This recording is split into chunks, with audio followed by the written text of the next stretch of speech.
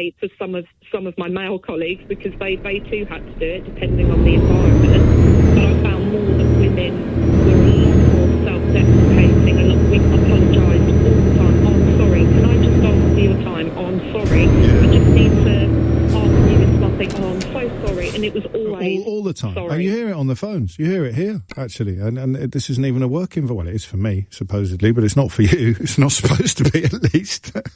Hannah, thank you. A lot of people, I'll just read you what Marion said while you were speaking. This caller is so very spot on. And you can't say fairer than that. But it's obviously not fixed in a day, is it?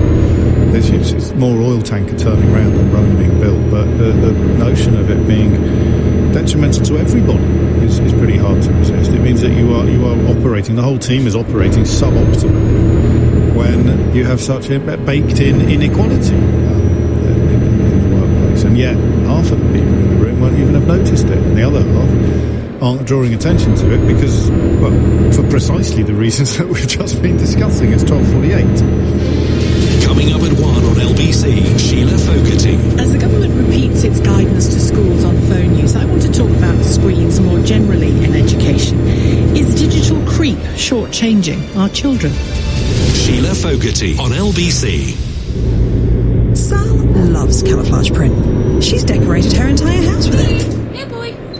Even her pug Billy has a camo coat. Billy. After she finished her renovation, she transferred her outstanding balances onto her Barclaycard, interest-free. Now she's found a way to pay down her debt. Sadly, she can't find anything else. What you buy is your business. Helping you pay less interest is ours. Search Barclaycard balance transfers to find out more. Make money work for you. 28.9% APR variable, subject to application, financial circumstances and borrowing history. T's and C's apply. George is giving the Admiral a lift in his new electric car. You look happy, George. I am. George wasn't sure about going electric. He was worried about running out of power on the motorway. Very happy. But now he has Admiral car insurance, which can come with out-of-charge EV recovery should the worst. See what you did there?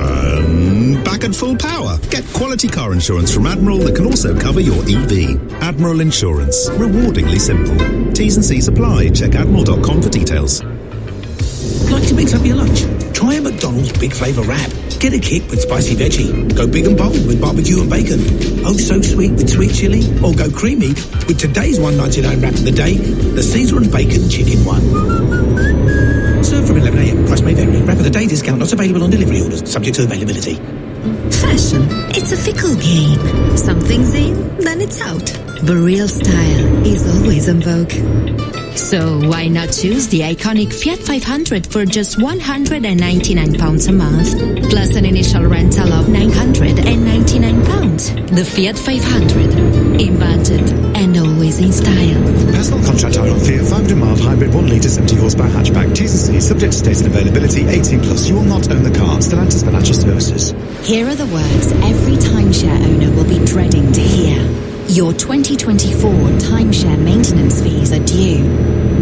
If you were missold, mytimeshareclaim.co.uk could help you exit your contract and receive compensation. Since 2015, we've helped timeshare owners claim an average of £18,000 per case. Visit mytimeshareclaim.co.uk or text ASSIST to 78900 to find out more. With UK Export Finance, I'm fulfilling more export orders from around the world with working capital support. Export insurance means I'll get paid when exporting to challenging markets. At UK Export Finance, we believe no viable UK export should fail for lack of finance or insurance. Between 2022 and 2023, we provided £6.5 billion of government-backed trade finance to support UK exports. Learn how we could help you win export contracts, fulfill orders, and get paid. Search UK Export Finance today. You've arrived, your dream holiday. You got there for less thanks to comparing flight prices on Kayak. Waves crashing gently on the shore. The crunch of sand beneath your feet. This is the life. All you have to do is actually book it. Don't holidays. Use Kayak to compare flight prices from hundreds of travel sites and bag a great deal. Search Kayak and go see for yourself. Leading Britain's conversation. LBC with James O'Brien. So here it is, as promised. You could break up every single bike thieving ring in the country by tea time today by doing what the city City of London Police Force have not only done, but given a 2-page interview to a newspaper marvelling at what geniuses they are. Detective Constable Matt Cooper could hardly believe what he was seeing. Row upon row of the most expensive and sought-after bicycles in the UK, all snatched from the City of London, some whole, others in pieces, in what amounted to the biggest haul of its kind in the police force's history. What do you think they did? Do you know? Do you know? It's so obvious. I'll tell you before home time, I promise. Caroline's in Glasgow. Caroline, what would you like to say? Hello, James. Good morning, or afternoon. Either, somewhere. Whatever. So I actually don't work in an office anymore, as I was telling your researcher, your producer. But one thing that I work hard on is retraining myself to write emails more confidently. That's where most of my communication with clients is through email. So saying, for example, instead of saying sorry for the delay, say thank you for your patience. Or sorry for making a mistake, an omission, something like that. You say, thanks for bringing that to my attention. And then you assert the problem and fix it. But I think, it's kind of, it's like an infographic thing that I saw online, but it's something so small that really seems like such a minuscule thing, but I think in a sort of fake it till you make it way, it does give you more confidence. It's tone. It changes the tone of your internal dialogue almost, or your internal monologue. And once the tone of the internal monologue is changed by effort, it becomes second nature externally. So you cease to be... What was it like when you did work in an office? Did you catch yourself doing it in IRL as opposed to just in text? I would say definitely. The office I worked in was a special case, probably, but it was just me and two other gentlemen, so three-person office, really tiny startup, so there's a lot of pressure there, obviously. But they had established it as a sort of, friendly, quite laid-back atmosphere, and I, let myself settle into that and felt comfortable. Yes. But unfortunately, then my more sort of carefree comments and attitude were actually thrown back at me in my review. By my boss, that he said, remember you said this one time, remember you said this. For example, so I'd been signed up for a training that they wanted me to do, and they said, are you excited to go to this training course? And I said, well, kind of, but you did tell me that the trainer is not very good at what they do, so I'm not really looking forward to that. So they don't want to hear that. They just want you to go along, nod along with it. Yeah, great idea. I can't wait to go off on this course with someone you told me was rubbish. So it's like you're causing ructions, even though they're entirely justified, and a male colleague, male boss objects to it. And then in my review, he said, remember you said that, so I don't think you're really committed to this job. Crikey. Okay. Yeah. I guess we'd need to know whether or not male colleague was being treated in a similar way. I think we both suspect not, but the conclusive proof would be in the eating. Caroline, thank you. 12:55 is the time. Let's go to Anne, who's in Dendermonde. Anne, what would you like to say, all the way from Belgium? I'd like to say that it goes wider than just schools. I think the most important thing is that women and girls and women are taught that being right is not the beginning and end all. Because when you stop questioning or stop being agreeable before everything, the promotion doesn't get stopped. You get promoted because you're good at your job, and they can't deny that. Do you speak from experience? Not be the most liked person. Yes, I do speak from experience. So you consciously rein in the politeness. You consciously think, I don't care whether you like me or not, this needs to be said. Yes, and I don't apologize for taking up people's time, because their time is not more valuable than mine. It takes me time to do things, it takes them time to do things. So I don't apologize for taking up their time for something that's necessary. That's so perfect. They express it perfectly. Was there a pivot point? Was there a moment of realisation, or are you just looking back now and recognising what you described? No, I have the neighbours to thank for it, because I worked in a European project and I worked with a lot of Dutch people, and they are quite famously direct. And I was working with an experienced little bit of a woman who was a bit older than me, and she said, why do you always do that? Why do you always apologise to me? It's not you apologising to me. You need to tell me this. I need to hear this, so you don't need to apologise to me. I said, well, I'm used to doing it. She said, well, don't do it, and certainly don't do it with men. Can I ask how old you were at the time? This is fantastic. How old were you? I'm 40 now, and I was 32 when I met that colleague, and she's been invaluable in my career. Well, clearly. And in what way? If you had to, how would you describe the difference that it's made? Like the situation, I was already doing the job for someone more senior than me, similar to someone who's been years, and I didn't get promoted. And I would always go like, think about, maybe I have been doing this for 6 years. And then after meeting her, I just went. I said, look, I've been doing this for 5 years already. If there isn't a change 6 months from now, I'm leaving. This is it. No ifs or buts. And magically, my promotion came through 2 months later. I don't think we're going to build on that. That's beautifully put. And interesting to bring sort of national characteristics into it as well. And as you speak about reframing the way you write emails or the way you address people, we go back to this line from Helen McNamara, who was literally drawing attention to a life and death issue in the NHS during COVID, just when you thought you were out of the woods on annoying emails from me. That almost needs the Anthem-Dendermonde treatment, that email. It could be like an algorithm that we put it through. When it comes out the other side, it would not look a lot like it looked like going in. Crikey, thank you. I love this topic. I hope that you do too. I hope that men find it as interesting as I do. But I did promise to reveal. It's the worst reveal ever, this. But I swear to you, I've been saying for years, this is what you need to do. So you get a fancy bike, right? This is how did they find the biggest ever bust of a bike theft circle. How do you think they did it?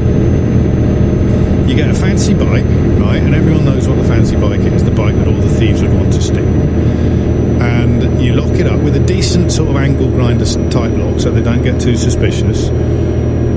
By angle grinder type lock, I mean a lock that would need an angle grinder to be broken off, because the best thieves, the most effective and prolific thieves have got angle grinders. And you put a tracker on it, a really good tracker, like inside the bar or something like that, so even if they did a quick scan, they wouldn't be able to find it. And that's how they did it. There's 2 pages in the Daily Mail today about the Sherlock Holmes of bike theft solving, and all they did was stick a tracker on a fancy bike, wait until it got nicked, and then follow it back to a scrap metal merchant somewhere in East London, and lo and behold, there was 130 grand's worth of bikes there. You can have that for nothing. That's it from me for another today. If you've missed any of the show, you can listen back on Catch Up on Global Player, the official LBC app, where you can also pause and rewind live radio. Download it now for free from your app store or head to globalplayer.com. Tom Sawbrick with you at 4, but now it's time for Sheila Food. Thank you very much, James. Samantha Morton, the actress, dedicated her BAFTA, what? It was brilliant. Absolutely. Shivers down the spine. It was fabulous. She's spoken so eloquently over the years about children in care. She was herself in care for a time. Were you, and how did your time in the care system shape you? That includes being fostered as well, by the way. It's not all about institutionalised care. Esther Ransom is leading the way, isn't she, on a conversation about what used to be called euthanasia is now called assisted dying, perhaps, depending on the angle at which you come from on it. Things look to be about to change. How do you feel about that? But I want to start by talking about digital screens, all of that stuff in our schools and unis. Is it shortchanging our children? On your radio, on Global Player, and Play LBC. leading Britain's conversation. This is LBC. From Global's newsroom at 1 o'clock. Alexei Navalny's widow claims he was poisoned with Novichok and Russia is hiding his body. The country's opposition leader died in prison on Friday. He'd been jailed for offences widely regarded as politically motivated. Jan Dolborn, who wrote a book about the opposition leader, says he remained defiant even after a suspected poisoning 4 years ago. Everybody, whether they disagree with him or not, had a lot of respect for him, for returning to Russia, for sending the signal of the book and courage to the Russian society and its supporters. Police investigating the deaths of 3 young children at a house in Bristol over the weekend have described it as a shock to the community. Officers discovered the bodies of a 10-month-old baby, a 3-year-old girl and a 7-year-old boy. A 42-year-old is being questioned on suspicion of murder. Police in Leicester have been giving an update on the search for a 2-year-old boy reported to have fallen into the River Soar. Officers were called just after 5 yesterday afternoon. Assistant Chief Constable Michaela Kerr says they're getting help from other forces.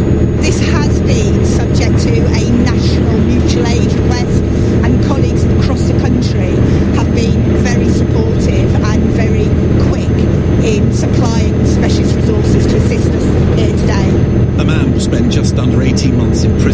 been convicted of intent to supply laughing gas. Thomas Salton, who's 30 and from Brentwood in Essex, is the first person to be convicted since nitrous oxide was classified as a banned substance in November. Schools in England are being given new guidance on how to stop students using their mobile phones during the day. The government says it will ensure consistency across classrooms, but unions claim it's non-policy for a non-problem. Dr. Andrea Frame is head teacher at Denby School in Milton Keynes, where mobiles are banned. She's told LBC how they deal with persistent offenders. Obviously, we have some students who decide to get their phones out anyway. They will be confiscated. If they do that twice in a school year, we phone their parents the second time to let them know. And if they do it 3 or more, we will require their parents to come in and collect their phone. LBC Weather. With Ripple Energy, part-owner wind farm for low-cost electricity. A largely fine and breezy day with some sunny spells, showers in the northwest though, and a high of 14 degrees. From Global's newsroom for LBC, I'm Tim Humphrey. Travel around the world in 24 races with the new F1 season on Sky Sports. Watch every race live, from Australia to Brazil, from Singapore to Vegas. Stop the plane, I'm coming! The new season starts in Bahrain, 29th of February. See it all live on Sky Sports F1 for £15 extra a month. Sorry, offer ends 21st of March. Sky TV required. See sky.com for details. Further terms apply. This is LBC from Global, leading Britain's conversation with Sheila Fogarty.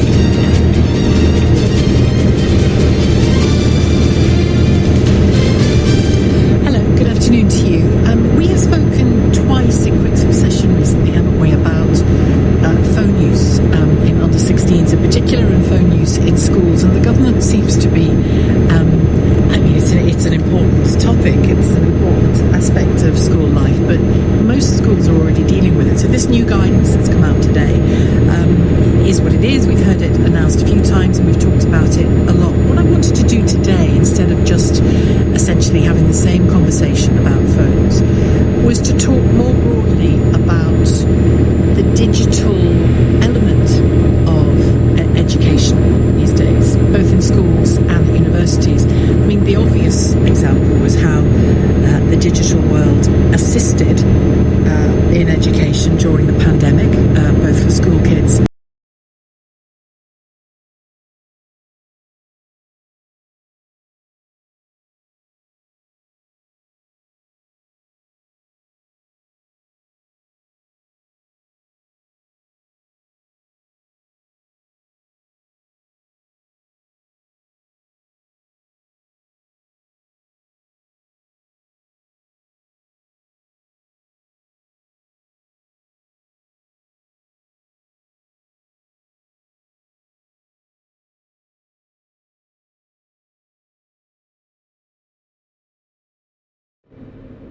University already, or if you're a university lecturer, whatever your connection to the world of education is, are we in danger of a kind of digital creep in our schools and in our other places of learning, whether that's a higher education college, an FE college I should say, or a university, or any other kind of educational setting? Is there a danger of digital creep?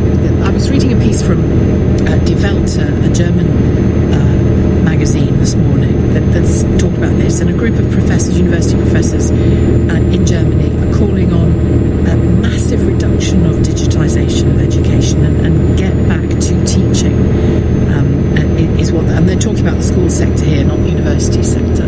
So I'm not in schools and I'm not sending kids to schools, so or to uni.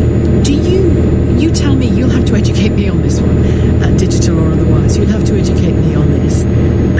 What is happening when it comes to the use of digital technology in schools? Clearly, aspects of it have to be taught,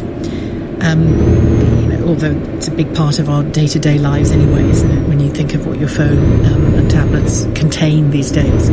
We've had many conversations, and I'm not ignoring it. I will continue to have those conversations about the dangers to children and young people, and to all of us really, from the contents of our phones if we don't manage it well enough.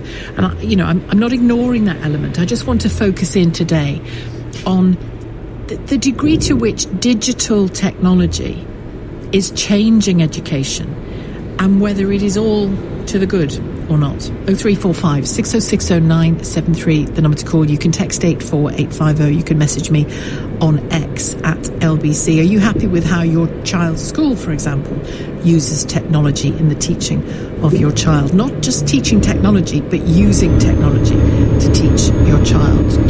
Are you confident that they still get enough actual human-to-human teaching as well? 0345 6060 973. Eve Sweeney joins me, Deputy General Secretary. I don't know what I made you there, Deputy Director General or something. Deputy General Secretary at the National Education Union.